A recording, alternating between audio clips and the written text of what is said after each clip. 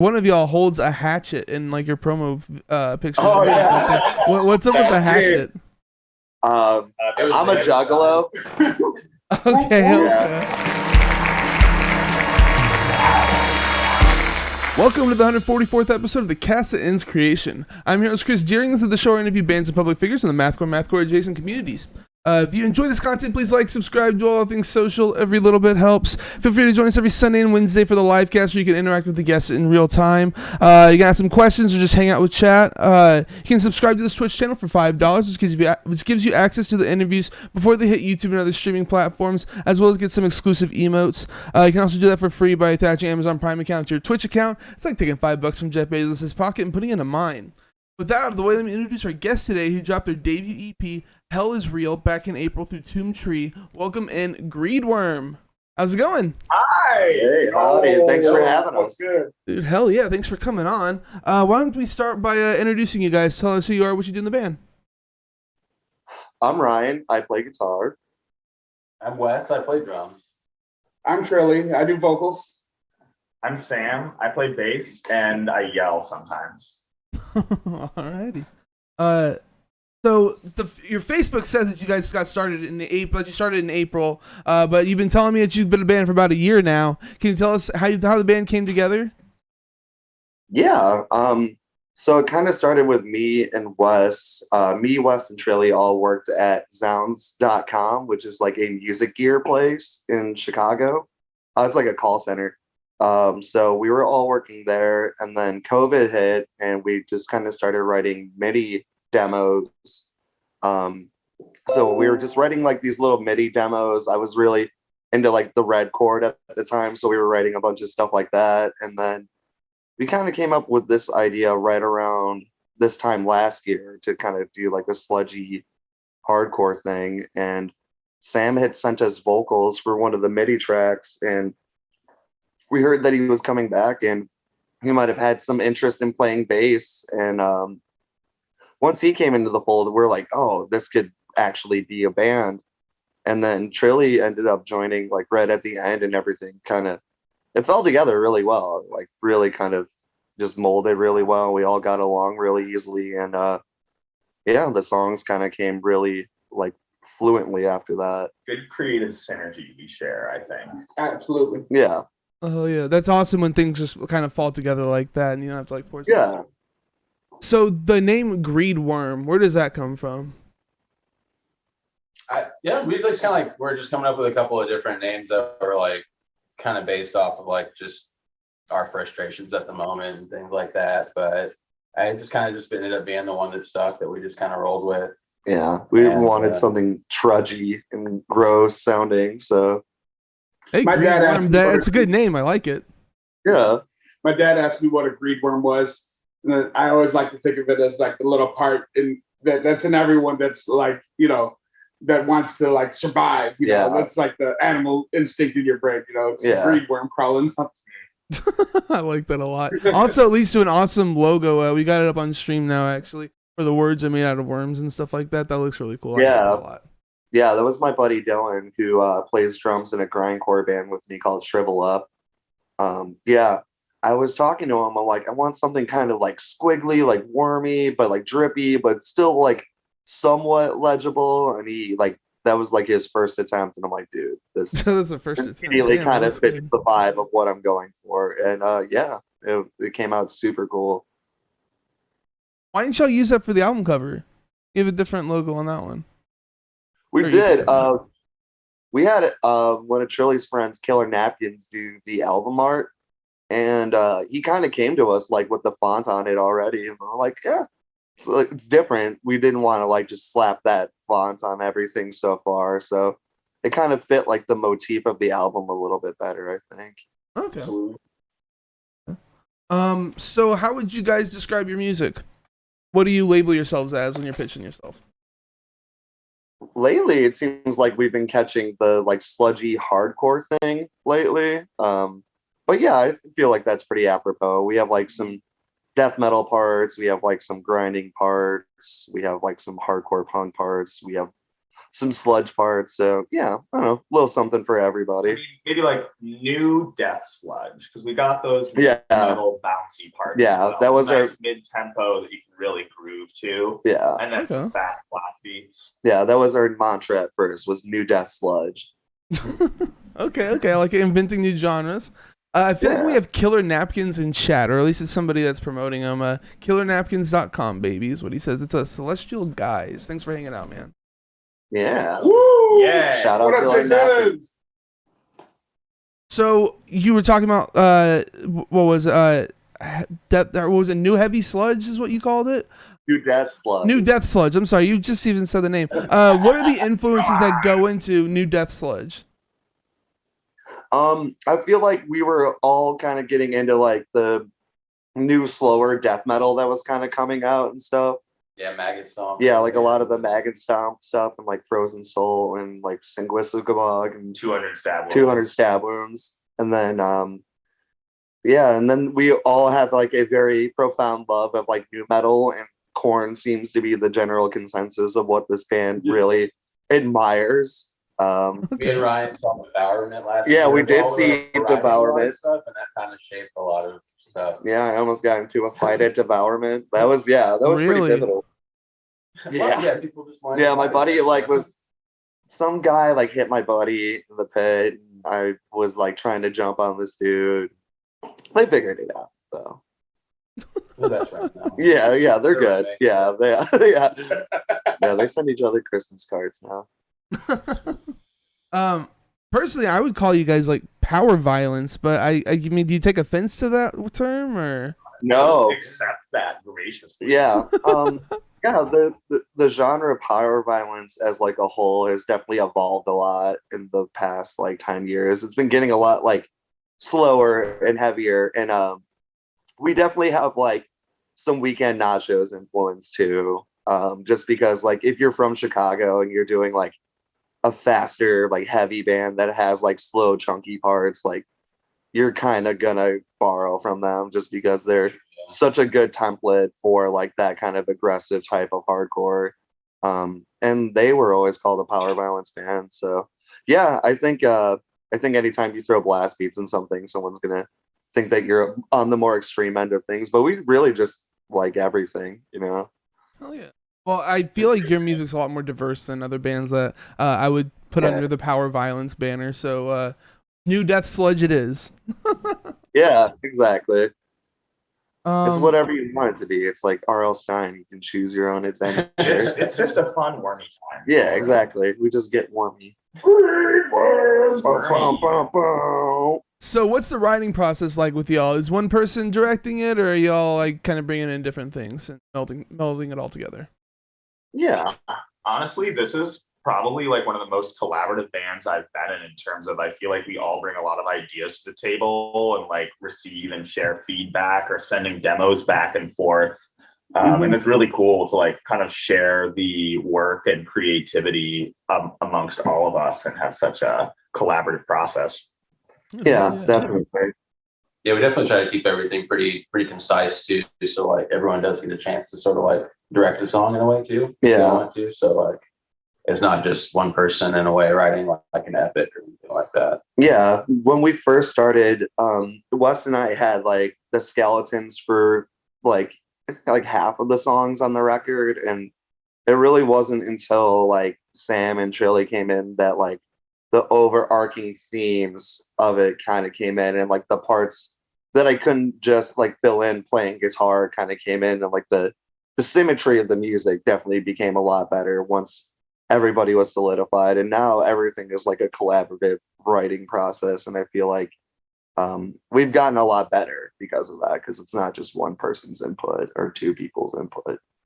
Yeah. What about the lyrics? Do y'all share that too, or I assume it's Trilly that does them? Yeah, Yeah, I do most of them, but I ask for suggestions in case, I ask for, feedback and, like check it out, read it, make any changes you see fit. Oh yeah. So the lyrics deal with the degradation of American society, I would say, mainly criticizing religion. Could you expand that a little bit? Why so much hate for the church? I mean, just take a look at the evangelicals now. They're trying to reverse Roe versus Wade, and that's insane to me. You know, that's happening in our lifetime. You know, Yeah. I'm sure you feel it a lot more than we do down in Texas. in Texas. You know, Yeah. I mean, it's bad everywhere. I would say that there's so much like the minority is kind of trying to govern the majority. You know what I mean? And so there's shit everywhere that's going bad. But,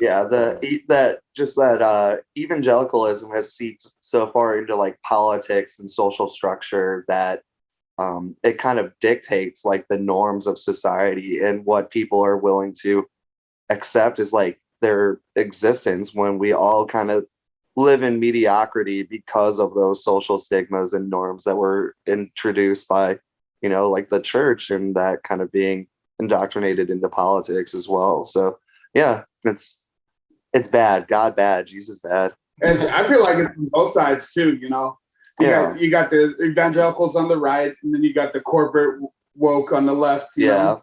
I would say the corporate woke's on the left. I would say they're more like the center one. But they try to perceive themselves as left. Yeah, left. Yeah, there's literally no left party in American politics. Everything is right center. Yeah, everything is right center. Did you go to church as a kid? I did. Yeah, Yes. I was like confirmed. Yeah, I was raised like strictly Roman Catholic. I was baptized. I was baptized Catholic. Roman Catholic? Damn, so that's like really strict then, isn't it? It's Catholic. Like I was baptized, confirmed Catholic, went to church every Sunday, did Bible study, kind of went through with confirmation more out of like family obligation than anything. But I think like, you know, that there's a lot of impact that's had on like my spiritual and emotional well-being later in life, even a decade after I've kind of strayed away from Christianity. Yeah. And Catholicism is a lot of like the damnation and like stigma of being a human being. It's like you're damned if you do and you're damned if you don't, and you can only repent so much before it's completely unacceptable and you're already sentenced to hell. So it's a lot of like fire and brimstone and trying to scare the bejesus out of children. So yeah, you like, you know, you pay your tithe to the church, you go to heaven, baby. Yeah, exactly. It's like how much you put into like the till to like buy your you know, your eternal ticket, I suppose. Salvation. Your salvation. That's right. Terminator 2 salvation. Yeah, that's pretty much how I was raised Methodist actually, and I was forced to go to church and stuff until one day I started talking about how I'm a Satanist and stuff, and they didn't want me to come back. But I'm not like that anymore. I'm not like, you know, r/atheist or whatever. But yeah. Yeah. Oh my god. Yeah. See, there's so many cringy parts of it. Yeah, atheism. Neck beardy. Yeah. Absolutely. So this was recorded, mixed, and mastered by Pete Grossman at Bricktop Studios. How was your experience? Awesome. Yeah, Pete is the guy. Anybody in Chicago, go to Pete Grossman, go to Bricktop. He's a master engineer and great dude. Just so easy to work with, like very natural and comfortable, like would give feedback when I requested it, but also like wasn't overly controlling of the process. Just like so easy to work with and masterfully skilled. Yeah.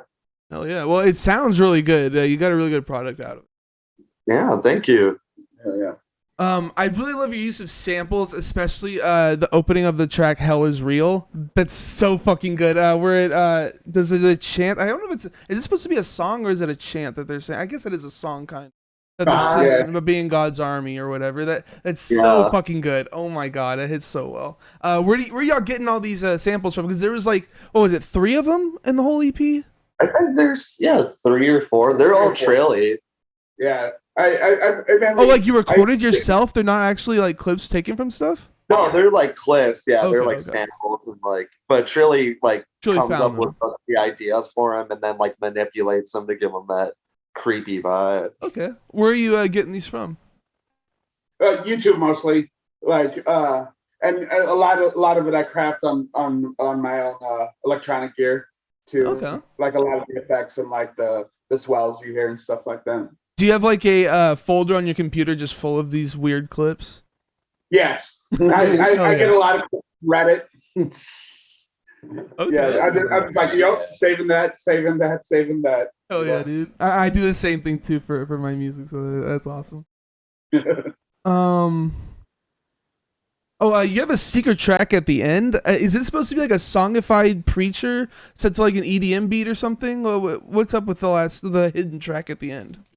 Yes. Yeah. Speaking of Reddits, I got that. So it was like pretty much anti-abortion Christian versus pro-life Christian, or pro-life Christian versus pro-choice Christian. And the pro-choice Christian's like, how dare you, use the word of God to tell women what they could do with the bodies. It was just this whole exchange. And Pete is the one who put the what is that effect on it? The whatever effect, the auto-tune effect. Yeah. Oh yeah, it has the auto-tune. Yeah. And then you throw a beat over it. That sounded so fucking cool. Yeah. I just put together like a hard drive and like a hard house beat. Yeah. That's nice. Do y'all play like that hidden track? Do y'all play that during your live set? Like just have that going on and take a break or something? We'll usually just put it on at the end of the last song. Hell yeah. So like we'll finish and there'll be a bunch of feedback and then dun dun dun dun dun dun dun dun dun dun dun. So as we were saying before, the artwork's done by Killer Napkin. We have the art up on stream now. Is this supposed to be any preacher in particular, or is this just a random dude? Probably a wealthy one. Yeah, a wealthy preacher. Yeah, no one in particular. We based them on, we wanted it like a preacher, but like a big text style preacher, like just Like a monument. like a giant Okay. monument standing in the middle of a field. And if you go anywhere around here, like in the more remote areas, or you go to Indiana, you see those "Hell is Real" signs everywhere. Oh, really? Yeah, like those are real. In a row. That's Yeah, you'll see like hilarious. signs that are like a Bible passage, and it's 6 billboards in a row. That's great. Yeah, hell is real. Yeah, that's so like this is things that we like actually see, just huge like false idols, I suppose. It's in between like the trucker sex shops. Yeah, exactly. Yeah, you can see, like the trucker mess stops and like the huge like sex stores and stuff where you can buy like a dildo the size of your arm.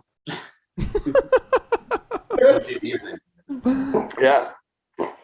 You also have a sick music video with like I wouldn't call it a visualizer, but you have a sick music video put together by Trilly actually.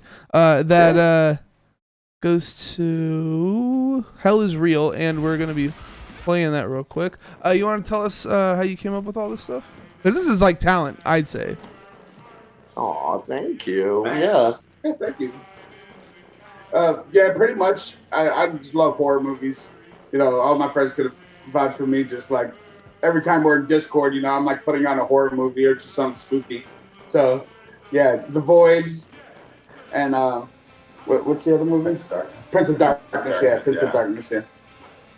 Shit, Prince of Darkness, and I've never seen that one. I've heard of The Void. I think I'm not completely sure. Is The Void where we got the creepy monster from, or whatever? Yeah. Mm-hmm. I need to look into this because that monster is fucking. Yeah, Prince of Darkness. It's all Cthulhu, Lovecraftian based, pretty much Cthulhu mythos. That's fucking. Yeah, there's never been like a movie to me that really pulls off the Lovecraftian thing super well, but this. Let's see here. So you guys have been moving pretty fast since you guys got started here. Are y'all planning on doing like a tour or anything like that? You've already done like 6 shows. Are you planning on like playing out of state anytime soon? Yeah, that's really what we're working towards. It was nice for us to get really comfortable here. Like people seem to really respond to us playing live around here. So now we're at that point where we kind of want to, like branch out a little bit, kind of hit the Midwest a little bit more, and then just keep focusing on writing and playing like shows that we're gonna, know or know that we'll have like a good time if we're playing here. So yeah. Just kind of focusing on trying to get out a little bit more and meet some new people, see some new bands. Yeah, but no like immediate plans to do so. It's just like something that you're looking into. Not right now. Yeah, we've been pretty productive, and like most of the hard work's been done with us getting this record out. So now we're just kind of taking like a moment to breathe and be like, what do we want to do to keep the band moving in a kind of forward momentum? So yeah, just kind of figuring it out along the way. London Dungeon in chat says, let's do a Greedworm and Sarin tour. Sarin. Oh, yeah. Sarin. Okay, yeah. So you should talk to Sarin if you're looking for good bands around here. They're so good. Fucking Very heavy. nice dudes. Super heavy. Yeah. If you're into like Full of Hell and like tragedy and stuff like that, they're just so heavy, so nice. And yeah, I would love to do a tour with those guys. They are a blast. They are known to keep weapons on them on tour. And Mike, I'm not letting you bring any sort of like axe or battle blade or pocket knife or whatever. Yeah, these dudes, they come stacked with weapons, and they're already big dudes, so they're super intimidating, but they're the nicest guys. So Yeah. shout out Saren, love you boys. Well, you talk about like bringing weapons, but you guys have, or one of y'all holds a hatchet in like your promo pictures. Oh, and stuff yeah. like that. What's up with the hatchet? I'm a juggalo. Okay, Yeah. okay. I'm a certified juggalo. I don't know. We just had it, and I It think lives in the band. yeah, it lives in like the band that we in like Sam's van. So we were like just outside smoking by his van, and we're like, let's take a picture. And I was like, ooh, I want props. So I just grabbed the axe, and I was kind of going for the Crystal Castles thing, like the like duck down thing, but like holding the Okay. axe.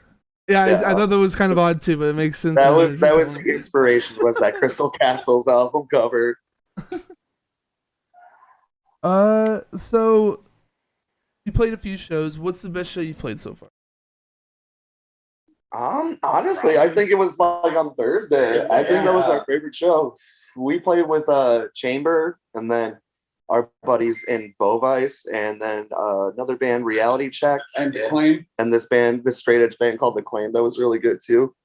But yeah, we were always really into Chamber, so it was super cool to like get to play with them, and they were very nice dudes and very complimenting, and they're like very mathy and like technical, but like it's in a very like heavy way, and it doesn't seem like oversaturated with like complicated parts. It's just everything is just so heavy, and like it sits in its right place. So yeah, it was cool to see a band like that's that tight.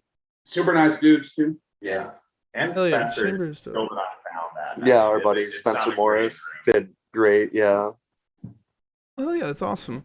I'm sure I'm not sure if you guys have been around long enough to have a bad show, but any odd experiences playing shows? The book club was a little weird. I'd Yeah. say. A little weird. Very limited capacity. So a funny story about this place, Greedworm played there, and the capacity is like 60. It's like literally like a little loft where people would do like book readings and like stand-up stuff. And so that one sold out. We're like, oh cool, this is awesome. And then my other band, Snuffed, was playing with this really well-known hardcore band called Gel there on a Monday, and it's like a 65 cap. And the promoter didn't know like that these bands would draw, so 200 people came, Damn. and it was like it's a stairway up to this venue. So people are standing in the stairway. It's a huge fire hazard the whole time. This place is a shit show. And then my band starts playing, and like a bunch of people rush up the stairs, and then this guy cuts off all the power to our stuff, and like we're like thinking that our stuff is breaking. And he's like, whoever charged up the stairs has to get the hell out of here. And then all the bands, we made like $1,000 that show, and all the bands had to turn over the money because like the venue got damaged or whatever. It was an absolute nightmare. But Did the I've venue played get damaged? I mean, there was like a hole in the wall, like a like a fake dude hole in the wall, but nothing like $50 of plaster. Yeah, he did. He went ass first through this wall. That was pretty good. But That's funny. yeah, that didn't happen at our show, unfortunately. We haven't had No. any bad shows. We though, haven't but had we any gone really out of town. bad experiences yet, so we're looking forward to it. We can't wait to have that bad story. Yeah, Hell yeah, hell yeah. sure it'll happen. Yeah, I think we're jaded. Yeah, we just have too many fun times. We're gonna piss off the wrong person. Yeah, exactly. We're looking to make enemies quickly. I mean, I would say we try to have a very wholesome time, truthfully. Yeah, Yeah. Oh, we're all polite. yeah. I think boys. I think it's important to be like very like wholesome and a nice person, especially in like extreme music. You know, there's so many people who put on the macho kind of tough dude vibe, and So edgy. yeah, and that's not any of us. So Anti-charm. yeah, exactly. Yeah, we're all about the charm and the swagger. There are a lot of edgy people out there. Celestial Guys says St. Louis show's coming? Question mark. We would totally play there. Yeah, absolutely. I saw that Killer Napkins did the art at Sinkhole. One of my other bands was there recently. But yeah, St. Louis, holla at us. We'll be there. So you guys got shirts over at greedworm.bandcamp.com. You also got Ooh. Lade's a swirl color, black and clear over at zbrusa.com. You got anything you could show us? Oh yeah. We got the record. The shirts. Hell yeah. Oh, I can bust that. Bam. What'd you get? The black one? The swirl one. Awesome. This I was one is wondering how one of the these looked. swirls. We're actually sold out of these No more bad man swirls. pajamas. This one's DVR Canada. So they're Yeah, this actually one was shiny good. then. I was wondering how they would come out because I figure he uses the same thing he does on the tapes to do that. So like Yeah, that's I really don't know. cool. The race came out super sweet, but like we only needed like a single-sided 12, so we just did the swirl over here. So it's essentially like a picture disc kind of thing. You're Right. like when people etchings and How but do yeah, they do it that? came That's out. crazy. I don't know how you could do that for a vinyl record. You know? I think we saw him dipping them. Yeah, he sent us a Shout out to video. Dave Norman. Yeah, that was Dave Norman. Oh yeah, shout out Dave Norman. But yeah, like I've seen videos of him like dipping tapes, and that like makes sense because you take it apart, pull the insides out, put it back together, then dip it. But like a record, you would figure it both sides would be swirled. You know what I'm saying? Yeah, exactly. Yeah, I I don't know. think he taped off one Probably side. kept like one side like taped off. Okay, huh. Interesting. Well, since you mentioned Dave, how did you guys hook up with Tomb Tree? Well, I play in another band called Crowning. And, Oh shit, you do? Okay, that's yeah. awesome. I know Crowning. I know who Crowning is. That's sick. Yeah, so Dave in our band, Dave Cullen is in charge of ZBR USA. Oh, okay. And then I'm like, yo, you want to put out the Greedworm stuff? And he's like, I love listening to him. He's like, hell yeah, let's do it. So that's, it was pretty much a shoe-in, Yeah, Okay. shout out Dave. Thank you, Yeah. Dave. And thank you, Dave. Thank you, Thank you, Dave. Daves. Shout out to Daves. Celestial Guys says there are a few left of the swirls in the Canada distro. Pro tip. So Oh, maybe there this- you go. Oh, he says I'm not killing napkins, just a fan. Appreciate the answers. So Oh, I guess this is a Dave then, or one of the Daves. So Hey, there we go. appreciate you. Thank you. But yeah, let's wrap this up with your album of the year for last year, or if something caught your eye this year, you could shout that one out. Yeah. What have you guys been listening to? I think, this year probably Chambers' newest. Yeah, the new Chamber's really good.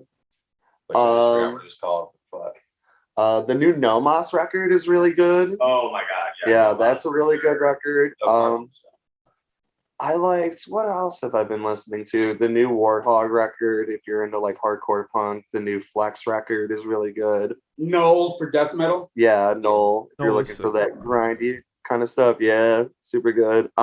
Asymptotical World EP, Eve's Tumor was really good. I Yeah. got to see them a few months ago and it was sick. What was the Um, band name again? Eve's Tumor or Yves Tumor, YVES. I never heard of them before. Yeah. It's a crazy name. Other than that, I like this band called MS Paints, Or the and they're from like Alabama, and they're super good. MS Paint is great. Yeah, so That you sounds like listen the to name of a cybergrind band. Is that like or right, you Nintendo would Core or think something? so.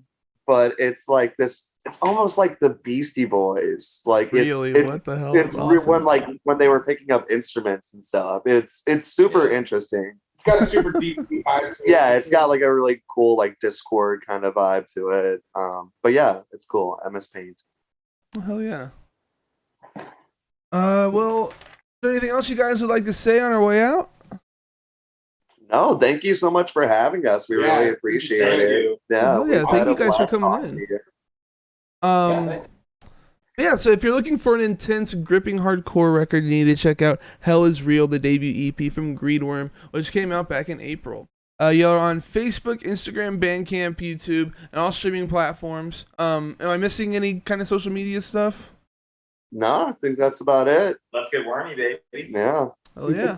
As for me, drop my channel follow so you always know when I go live. You can also sub to get access to the interviews before they hit YouTube, as well as before they hit YouTube or streaming services, as well as get some exclusive emotes. You can also sub for free by attaching Amazon Prime account to your Twitch account. You can find me on Facebook, Instagram, Twitter, and YouTube. YouTube folks, if you enjoyed the video, please drop a like, tickle the notification bell. Don't forget to subscribe. It's a great way to support me for free. Check out my music, The Sound That Ends Creation, at thesoundthatenscreation@bandcamp.com. My album, Boomers, Zoomers, Desperate Coomers, is out now. My next guest is Steak Sauce Mustache, who dropped their new album, All Juice, No Noise, back on May 13th through Silent Pendulum Records. Join us this Wednesday, the 25th at 6 p.m. Central, this Wednesday for the live cast. Thanks for being here, y'all. Hope you had a good time. Thank you so much for having us. I sincerely appreciate it. Absolutely. And thank you guys for watching and listening. Why take it? I'm dead,